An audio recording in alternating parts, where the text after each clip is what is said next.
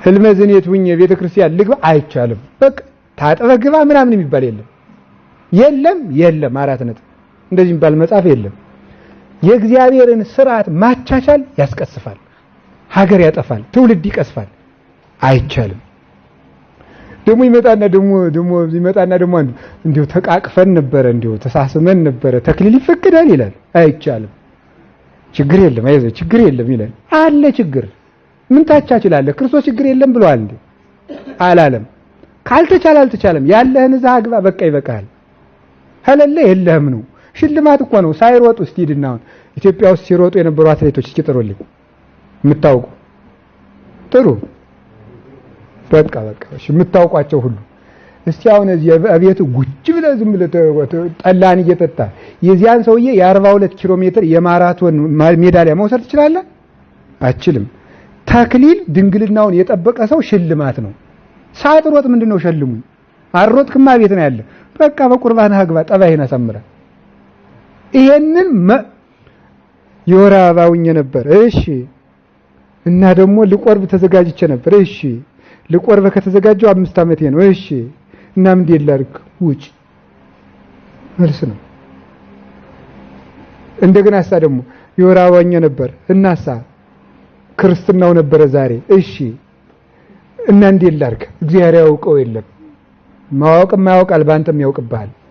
የለም እህትሽ ታቅፋ ክርስትና ታስነሳው ቤትሽ ነች።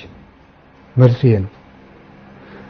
ጋብቻው ዛሬ ነበረ። እሺ በተክሊል የሚጋቡ ሰዎች ነበሩ። እሺ ሀበሩ ላይ 6 ወር አበባ መጣበት። ውጪ በቃ ድግሱን ብሉ፣ ሌላ ቀን ትቆርባላችሁ።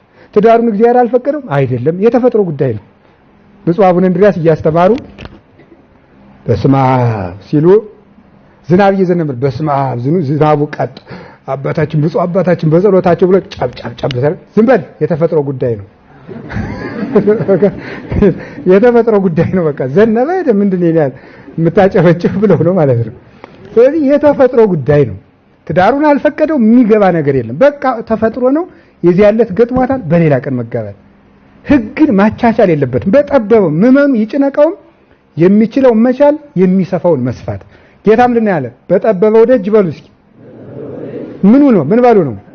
ግቡ በሉ እንጂ። ስርዓት ማሻሻል፣ ስርዓት መቀነስ ሰው እድሜው እንዲቀነስ ነው የሚያደርገው፣ እንዲቀሰፍ በረከት እንዲያጣ ነው የሚያደርገው። ስርዓተ ቤተ ክርስቲያን ሁሉ ተቆጥራ ተሰፍራ መጠበቅ አለበት። ከቃሉ ጋር ናችሁ? ሰውን ምን እናደርገዋለን? በግሉ እንረዳዋለን። ይሄ ነው በጠበበው ደጅ ግቡ ማለት ያለበት። ከቃሉ ጋር ናችሁ? አሁን ለምሳሌ አባ አቤት እንዲህ ያለ ኃጢአት ገጥሞኝ፣ እሺ ልጄ እግዚአብሔር ይፍታ ቀኑን አይቱ እግዚአብሔር ይፍታ። ለምንድን ነው እግዚአብሔር ይፍታ? ምንድን መሰጠት አለበት። እራሱ ይመጣና ደግሞ ነገም እንዲሁኝ እግዚአብሔር ይፍታ። አዚ በኋላ ኃጢአቱም ቀላል እንደሆነ እየገባው ነው የሚሄደው። ቀኑናው መሰጠት አለበት። አላችሁ የላችሁም? አንዱ ለምሳሌ አንዱ ምን ይምጣል? ዲያቆን ነበርኩኝ። እሺ እንቅፋት ገጥሞኝ ነበረ። ኋላሳ እና አንዲት ሰው ጋር እንደው እንቅፋት ገጥሞኝ ነበረስ እናሳ አሁን እንግዲህ ደግሞ ድንግሊቱ ጋር በተክሊል ኋላሳ ምክንያቱም ያደናግለኛል የሷ ድንግልና። አረ የለም ለራሷ ነው ጌታዬ። እና በቀድስ ችግር አለው። በቃ እንደዚህ ነው። የሚቻቻል ነገር የለም። ህግን በህግነቱ ማስከበር ይገባል።